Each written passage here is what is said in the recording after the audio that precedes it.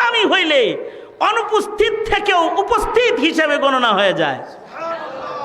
জানো উসমান বদরে যায় নাই কেন? বদরে উসমান যায় নাই তা না, বদরে উসমানও চলে গেছে। ইসলামের পয়লা যুদ্ধ, তিনি যুদ্ধে যাবে, নবীর কন্যা অসুস্থ, আল্লাহর রসুল উসমানকে বললেন, উসমান তুমি যদি আমার মেয়ের সেবা করতে এই মুহূর্তে মরণাপন্ন অবস্থায় পাশে না থাকো, বাপ হিসেবে মেয়ের পাশে থাকা আমার দায়িত্ব হয়ে যাবে, তাহলে আমি বদরে যেতে পারবো না। সুতরাং তোমার যাওয়া লাগবে না, তোমাকে আসহাবুল বদরিয়িন হিসাবে গণনা করে নিব আমি। তুমি আমার কারণে মেয়ের কাছে থাকো, তুমি যুদ্ধে আসো। রুখসতটা দিছেন কে? কে দিছেন রুখসত? নবী কি নিজের ইচ্ছায় কিছু বলে? তার মানে এ রুখসতটা কার? জোরে আওয়াজ করে বলেন কার? এই কারণেই আল্লাহর রসুল বদরের শরীক সাহাবী, প্রথম যুদ্ধের সাহাবীদের লিস্টি যখন রসুল করেছেন, নিজের হাতে নবীজি উসমানের নাম আসহাবুল বদরিয়িনের ভেতরে বন্টন লিখে দিয়েছেন। শুধুই মাত্র নাম লেখেন নাই, যুদ্ধে গনিমতের মাল যোদ্ধা যারা তাদের মধ্যে বন্টন হয়। হযরত ওসমান যুদ্ধ করেন নাই, কিন্তু গনিমতের মালের ভাগ রসুল ওনাকে দিচ্ছেন। সুবহানাল্লাহ, আর আস্তে করে বলেন সুবহানাল্লাহ। তাইলে বলেন তো হযরত উসমানের দাম কি যুদ্ধে যায়া বেশি না না যায়াও বেশি? যুদ্ধে যায়া বেশি না না যায়াও বেশি? হ্যাঁ, হযরত উসমানের দাম না যায়াও বেশি। হযরত উসমান উহুদে যান নাই, উহুদে অনেকেই যায় নাই।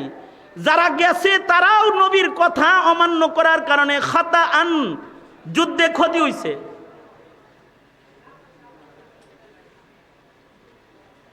আল্লাহর রাস্তায় আমার এগুলো লাগে না। ডিস্টার্ব করলে আমি একটা কথা বলবো না, আমি চলে যাব। এটা কোনো রাগ না, আমি কথা বলতেছি, আমাকে ডিস্টার্ব দিলে আমি কথা বলবো না। আর কেউ নড়াচড়া করলে কথা বলবো না। আমি এত কিছু লাগবো না, বাতাসও দিতে হইব না, ফ্যানও লাগাইতে হইব না। আল্লাহ আমার যতটুকু তৌফিক দেয় আমি কথা বলবো, কিন্তু আমার কথা না শুনলে আমি বলবো না। রাগ হইছেন? আমি এর আগেই আপনাদেরকে বলছি যে আমি আর বলবো না যে কথা শুনেন, এ কথাটা আর বলবো না। এরপরে খালি আমি চলে যাব উঠা।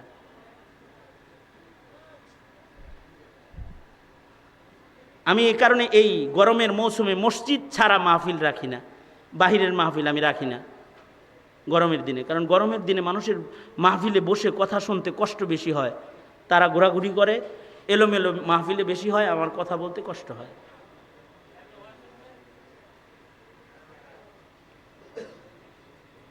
তাহলে হযরত উসমান যারা যুদ্ধে গিয়ে ভুল করেছে, গিয়ে রসুলের কথা মানে নাই, তাদের ভুল হয়েছে না? যারা গিয়ে ভুল করেছে, যারা যেতে পারে নাই, সকলকে আল্লাহ তাআলা কোরআনে কারীমের আয়াতের মাধ্যমে ক্ষমা করে দিছে। সুতরাং মর্যাদা বন্টনের সময় উহুদ যুদ্ধের শিরকাত এইটাকে আলোচনায় আনারই কোনো সুযোগ নাই। 3 নাম্বার, বাইআতে রিদওয়ানেও তিনি ছিলেন না। বাইআতে রিদওয়ানটা হয়েছিলই তো উসমানের জন্য। তাহার কাম কি? আল্লাহর রসুল উমরা করতে যাইবেন, কাফেররা বাধা দিল, নবীজিকে যেতে দিবে না। নবীজি সুলাহের জন্য কাকে পাঠাইবেন? মশওয়ারা করে উসমানকে পাঠাইলেন। কারণ উসমান সবার প্রিয়, শুধু মুসলমানের প্রিয় না, সে কাফেরের কাছেও প্রিয়, কাফেরদের কাছেও সম্মানী। কারণ উসমানের ইহসান ভোগ করে নাই এমন কেউ আরবের মাটির উপরে নাই, সবাই তারা আদর করে। সুতরাং উসমানকে পাঠাইয়া দেওয়া হোক, নরম মেজাজের মানুষ, কাফেরদের সাথে কথা কয়ে চলে আইব। কিন্তু হযরত উসমান উনি মক্কায় গেছেন, রসুলকে হুদায়বিয়াতে রেখে উনি চলে গেলেন। কিন্তু উনি যায়া মানুষের বাড়িতে দাওয়াত খাইতে খাইতে মানুষের সামাল দিতে দিতে দেরি হয়ে গেল। কাফেররা ওনার সাথে আবেদন করলো, উসমান তোমারে আমরা খুব মহব্বত করি, তুমি উমরা করতে আয়া পড়ছো, যেহেতু কথা কইতে উমরা করে তুমি যাওগা। মুহাম্মদুর রাসূলুল্লাহ সাল্লাল্লাহু আলাইহি সাল্লামকে আমরা উমরা করতে দিব না, কারণ তিনি আসলে সারা দুনিয়া জানবে যে আমরা তার কাছে পরাজয় বরণ করছি, এই কামটা হইতে দিব না। হযরত উসমান সেখানে দাঁড়ায় বললেন, যেই কাবা মুহাম্মদুর রাসূলুল্লাহ তওয়াফ করতে পারে না, ওই কাবা আমি উসমান একা তওয়াফ করব না, চলে গেলাম। এই যে হযরত উসমান ফেরত গেলেন, যাইতে যাইতে দেরি, শয়তানে খবর ছড়ায় দিছে উসমানকে মেরে ফেলেছে কাফেররা, কতিলা উসমান, উসমান শহীদ হয়ে গেছে।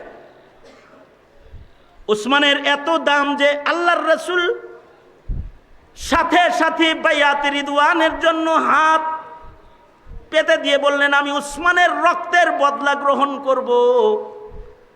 কারা কারা আসো আমার সাথে যুদ্ধে যাবে, আমার হাতে হাত রাখো। আল্লাহর রাসূল বায়াতের হাত পাতলেন। সাহাবায়ে কেরাম বায়াতে রিদওয়ানে আল্লাহর রাসূলের হাতের উপরে হাত রাখলো। কিছু বলবেন? হ্যাঁ, আল্লাহর রাসূলের হাতের উপরে হাত রাখলো। একদিকে নবীজির ডান হাতের উপরে আছে সাহাবায়ে কেরামের হাত, যারা বায়াতে রিদওয়ানে আল্লাহর নবীর কাছে বায়াত হইতেছে উসমানের জন্য। উসমান কিন্তু এখানে নাই, কিন্তু আল্লাহর রাসূল বাম হাত উঁচু করে বললেন, এই যে আমার এই বাম হাতটা উসমানের হাত, এই হাতটা তোমাদের সাথে এই বায়াতে উসমানের পক্ষ থেকে আমি রাখলাম। উসমানকে আল্লাহ তাআলা এত পছন্দ করে, সাথে সাথে আল্লাহ তাআলা বললেন, রাসূল গো, আপনি যেহেতু আপনার বাম হাতটা উসমানরে দিয়ে দিছেন, আমি আল্লাহ উসমানের হাতের উপরে হাত রাখে সবার সাথে শামিল হয়ে গেলাম। জিবরাইল এসে বলে, তাকায় দেখেন রাসূল, ইয়াদুল্লাহ ফাওকা আইদিহিম, সবার হাতের উপরে আরেকটা হাতও এই বায়াতে আছে। ওই হাত ইয়াদুল্লাহ, ওইটা আসমানের মালিক মহান আল্লাহর হাত। উসমান বায়াতে নাই, কিন্তু উসমানের হাত আছে, আর উসমানের হাতের উপরে আল্লাহর হাত আছে। হযরত ওমর এগুলো শোনার পরে বলে, কোনো কথা নাই, খলিফাতুল মুসলিমিন উসমান হবে। এবং এই খেলাফত যেদিন ওনার শেষ হয়ে যাইতেছে, ওনার কোরআন প্রেমের কারণে ওনার মৃত্যুর সময় আল্লাহ কোরআনকে সাক্ষী বানায় দিলেন শাহাদাতের। দুশমনরা এসে ওনার গর্দানে ছুরি বসাইল, আর রক্তের ফুটা গড়ায়া কোরআন শরীফের পাতার উপরে পড়ল। তখনও তিনি বাতি জ্বালায়া রাতে কোরআন পড়তেছিলেন। বমাহশর গর খুদা পুরসদ, বমাহশর গর খুদা পুরসদ, বগুয়ম দর জওয়াবে উ শহীদে খঞ্জরে ইশকা, জওয়াবে উ কাফনদারাদ, শহীদে খঞ্জরে ইশকা, জওয়াবে উ কাফনদারাদ। হাসরের মাঠে আল্লাহর রক্তমাখা শহীদ গুলারে জিজ্ঞেস করবে, এই তোরা কারা রক্তে মাখা অবস্থায় হাসরে আমার আদালতে দাঁড়াইছস, তোরা কারা? এই প্রশ্ন যখন হবে, তখন শহীদগুলা তাদের মুখে কথা বলতে হবে না, তাদের গায়ের রক্তমাখা জামা কথা বলতে থাকবে। আল্লাহ, এই লোক রক্তমাখা দাঁড়াইছে, সে শহীদ, তার হাতের খঞ্জর কথা বলতে থাকবে। আল্লাহ, এটা সুহাদাদের দলের লোক, তার তরবারি, তার ঢাল, তার তীর কথা বলবে, এটা শহীদ। ইজমায়ে উম্মা, উম্মতের ইজমা, উলামারা বলেন, উসমান যেদিন রক্তমাখা অবস্থায় আল্লাহর আদালতে দাঁড়াবে, সেদিন হযরত উসমানের পক্ষে ঢাল তরবারি না, যে কোরআনের পরে উসমানের রক্তের ফোঁটা পড়েছে, এ কোরআন নিজে আল্লাহর আদালতে দাঁড়ায় কথা বলবে, আর বলবে, আল্লাহ, এ তো উসমান আমাকে সবচেয়ে বেশি তিলাওয়াতকারী আমি কোরআন নিজে সাক্ষী দিতেছি উসমান শহীদ। কারণ ময়দানে মাহশারে কোরআন ও শাফাআতকারী হবে। তাহলে কোরআন বেশি পড়লে লাভ না লস? আপনারা আমরা আমাদের সন্তানদেরকে আজ থেকে আগের তুলনায় কোরআন কম পড়াবো না বেশি পড়বো? বেশি পড়াবো। জোরে আওয়াজ করে বলেন। তাইলে কোরআন পড়তে হলে কোরআন পড়ার আয়োজন এইরকম ভাবে সাহেব দরকার নাই। কারণ কোরআন বিশুদ্ধ পড়া শুনলেও লাভ আছে, পড়লেও হরফে হরফে নেক, শুনলেও হরফে হরফে নেক, আর শুনলেও হিদায়াতের নূর কলবের ভেতরে ঢুকে। ওয়াইদা তুলিয়াত আলাইহিম আয়াতুহু যাদাতহুম ঈমানা, শুধু কলবে ঈমান বাড়ে কোরআন শুনলে তা না, কারোর হৃদয়ে যদি কুফর থাকে কোরআন শুনলে তার কুফরি ঝরে ঈমান হৃদয়ে প্রবেশ করে, ঈমান হৃদয়ে প্রবেশ করে কোরআন শুনলে। এইটার উপমা হিসেবে আরেকটা উসমানের কথা শোনেন। সে উসমানের নাম হলো উসমান ইবনে মাজউন রাদিয়াল্লাহু আনহু। এই উসমানও পৃথিবীর ইতিহাসের আলোচিত উসমান। কারণ হলো এই উসমানকে দিয়া পৃথিবীর সবচেয়ে দামি গুরুস্থানটা উদ্বোধন করা হয়েছে, যে গুরুস্থানের নাম জান্নাতুল বাকি। বাকি গুরুস্থানের মাইয়িত যারা, তাদের কবরের আযাব মাফ, কারণ তারা নবীজির পাশের কবরে ঘুমায় রয়েছে। আল্লাহু আকবার কাবীর। মদিনার মাটিতে কোনো আগুন জ্বালায় হাবিবুল্লাহকে আল্লাহ তাআলা কষ্ট দিবেন না। আর এই জান্নাতুল বাকি গুরুস্থানের পয়লা মাইয়িত হলো একজন উসমান। আউয়ালু মান মাতা বাদাল হিজরা, আউয়ালু মান মাতা বাদাল হিজরা ওয়া দুফিনা ফিল বাকি, আউয়ালু মান মাতা বাদাল হিজরা ওয়া দুফিনা ফিল বাকি। হিজরতের পরে সর্বপ্রথম মদিনায় যিনি ইন্তেকাল করেছে তার নাম হলো উসমান ইবনে মাজউন। এবং এই সেই মাইয়িত যাকে দিয়ে আল্লাহর রাসূল জান্নাতুল বাকি কবরস্থান উদ্বোধন করেছে। ইনি হলো কোরআন শুনেই উপকার পায়া মুসলমান হয়ে গেছে। আল্লাহর রাসূল একদিন বসে রয়েছে আর উনিও নবীজির সামনে বসা আছে। এই সময় নবীজির উপরে কোরআন নাজিল হলো, নবীজির কপাল ঘেমে গেল। উসমান ইবনে মাজউন বলে, রাসূল আপনি ঘামতেছেন কেন? কিছু নাজিল হলো নি? কয় কেবল একটা দামি আয়াত নাজিল হলো। উনি তখনও কাফের, ঈমান আনেন নাই তখনও। উনি বলতেছে, আল্লাহর নবী আমার সামনে নাজিল হইছে, আমি আগে শুনবো, আমারে শোনান কি নাজিল হইছে। আল্লাহর রাসূল তিলাওয়াত করে শোনায়া দিলেন, এই আয়াত নাজিল হইছে। আয়াত শোনার সাথে সাথে উনার উপকার হলো যে আয়াত শুনেই উনি হাত বাড়ায়া দিয়া বললেন, নিঃসন্দেহে আপনি আল্লাহর পয়গম্বর, আমাকে এখন কালেমা পড়ায়া মুসলমান বানায়া দেন। তাইলে কোরআন পড়লেও লাভ, কোরআন। এ কারণেই আল্লাহ পাক বলেন, উতলু মা উহিয়া ইলাইকা মিনাল কিতাব, উতলু মা উহিয়া ইলাইকা মিনাল কিতাব, উতলু মা উহিয়া ইলাইকা মিনাল কিতাবি ওয়া আকিমিস সালাহ। আল্লাহ পাকের 3 নির্দেশের 1 নম্বর নির্দেশ, কোরআন পড়েন। এখনো যারা কোরআন শরীফ পড়া শিখেন নাই তারা শর্মিন্দা হন। কোরআন পড়া শিখবেন, কোরআন পড়বেন, ঘরের ভেতরে কোরআনে পড়াইবেন। পড়লেও লাভ, ঘরে একজনে পড়বে সবার উপকার হবে, যাদের কানে আওয়াজ যাবে। কারণ কোরআন শুনলেও ঈমান বেড়ে যাবে। এ কারণে ওয়াজ মাহফিলে কোরআন শুনে তো ঈমান বেড়ে যায়। বসে বসে কাঁদে আর তওবা করে, আল্লাহ আর গুনাহ করুম না। কারণ কোরআন শুই না, ঈমান বেড়ে গেছে। তাইলে আমাদেরও 1 নাম্বার কাজ, আমরা কোরআন পড়বো ইনশাআল্লাহ। বলেন শুধু পড়বো না, পড়াবো। 2 নাম্বার লাভ কি হবে? দুনিয়ারও লাভ হবে, আখিরাতেরও লাভ হবে। দুনিয়ার জীবনেও সম্মান পাওয়া যাবে, আখিরাতেও শাফাত পাওয়া যাবে, সম্মান পাওয়া যাবে। আর দুনিয়ার জীবনেও সম্মানী হওয়া যাবে, যেমন উসমান ইবনে আফফান সম্মানী হয়েছে। দ্বিতীয় নাম্বার, একই বিষয়ে বেশি কথা বলার দরকার নাই। দ্বিতীয় নাম্বার, আকিমিস সালাহ, আল্লাহর নির্দেশ, নামাজ কায়েম করুন। নামাজ কায়েম কাকে বলা হয়? সংক্ষেপ কথা, নামাজ কায়েম বলা হয় নামাজকে শুদ্ধ করে পড়ো। হেই মিয়া, 40 বছর ধরে নামাজ পড়েন, এখনো পর্যন্ত নামাজের মাসআলা জানেন না, শিখতে পারেন নাই।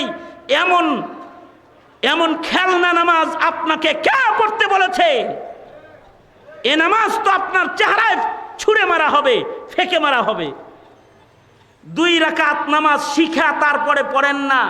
ইমাম সাহেব ছুটিতে গেলে আর মসজিদে আহেন না, যে ধাক্কায় যদি আবার আমার ইমামতিতে দেয়। এইরকম নামাজ না, মাসাইল সহ নামাজ। মাসাইল শিখে নামাজ পড়া মানে নামাজ কায়েম করা। ওক্ত মতো নামাজের ওক্তের নামাজ ওক্তে আদায় করা, ফরজের ওক্তে ফরজ আদায় করা, সুন্নতের ওক্তে সুন্নত আদায় করা, ওয়াজিবের ওক্তে ওয়াজিব আদায় করা। কেউ যদি ওয়াজিব এশার আজানের আগেই, আজানের পরেই যদি পড়ে আলায়, যে এশার নামাজ পড়ে নাই কিন্তু এখনো মসজিদে যেহেতু আগে আসি, বেতেরটা আগে পড়ে আলাই, ওই মিয়া বেতের রক্ত আইছে। ওয়াজিবের ওক্তে ওয়াজিব আদায় করা। কেউ যদি ইমাম সাহেব কেবল নামাজে দাঁড়াইছে, আল্লাহু আকবার, হে মসজিদে ঢুকছে, হে কয় ধুই সুন্নতটা পড়েই লই, নয় 2 রাকাত জামাতে পড়মনি, জোহরের সুন্নত পড়বার লেগে হে দাঁড়াইছে। যখন ইমাম মুসল্লায় নামাজে, ফরজ নামাজে দাঁড়িয়ে যায়, সুন্নতের ওক্ত তখন ক্যান্সেল হয়ে যায়। এমনকি ইমাম যখন মিম্বরে বসে যায়, তখন সকল নামাজ ক্যান্সেল হয়ে যায়। বুজুর্গ খতিব সাহেব খুতবা দিতেছে, আর এ মসজিদে আইয়া দুখুলুল মসজিদ ধরছে, দুখুলুল মসজিদ পড়া শুরু করছে। নামাজের মাসালা শিখে নামাজ পড়তে পারিস না? খুতবা চলে তখন তুই দুখুলুল মসজিদ পড়িস? মাসালা শিখা নামাজ পড়বি। আন্দাজে মান্দাজে নামাজ পড়লে নামাজ কায়েম করা হয় না। ফজরের নামাজ আদায় করেছে, হ্যাঁ, একটা সুন্নত ইমাম দাঁড়ানো অবস্থায় আদায় করার মৌকা আছে, যদি জামাত ছুটে না যাওয়ার ভয় থাকে। সেই নামাজটা হলো ফজরের নামাজ। অর্থাৎ ফজরের নামাজে যেহেতু কোরআন আল ফাজর, লম্বা কোরআন পড়া হবে, কেউ পড়ে আসছে, আয়া দেখে ইমাম সাহেব নামাজে দাঁড়ায় গেছে, আল্লাহু আকবার, তখন কি করবে? তখন যদি তার ইমামের খাসিলত হয় লম্বা লম্বা কেরাত পড়া, আর সে জানে যে আমি 2 রাকাত পইরাও কমাস কম দ্বিতীয় নামাজে দ্বিতীয় রাকাতের রুকু ধরতে পারবো, এরকম ইয়াকিন যদি কারোর হয়, তাইলে সে সুন্নত আদায় করে দ্বিতীয় রাকাতে শামিল হবে। কারণ কি?